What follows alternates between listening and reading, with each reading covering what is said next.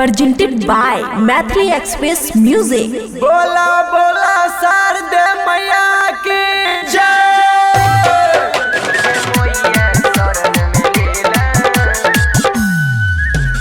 DJ Gudduraj Madhubani.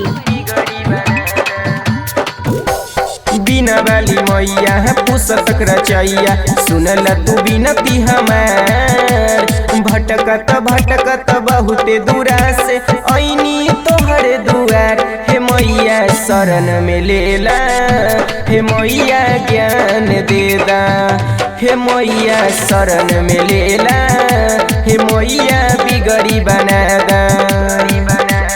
बिना वाली मैया पुस्तक रचैया, सुनल तू बिनती हमार। भटकत भटकत बहुते दूरा से ऐनी तोहर दुआर। हे मैया शरण में लेला, हे मैया ज्ञान देदा। हे मैया शरण में लेला, हे मैया बिगड़ी बनादा। DJ Guddu Madhubani, DJ Guddu Madhubani, DJ Guddu Madhubani.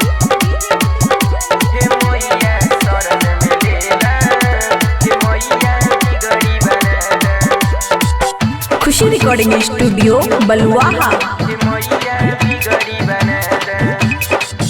तू ही जगत कल्याणी, तू ही है अंतर्यामी। तू है माता भाग विधाता, तू ही विद्या दानी। तू है माता ज्ञान के दाता, ज्ञान के कर दे बोछार। हे मैया शरण में लेला, हे मैया ज्ञान देदा। हे मैया शरण में लेला, हे मैया बिगड़ी बनादा। DJ Guddu Madhubani, DJ Guddu Madhubani, DJ Guddu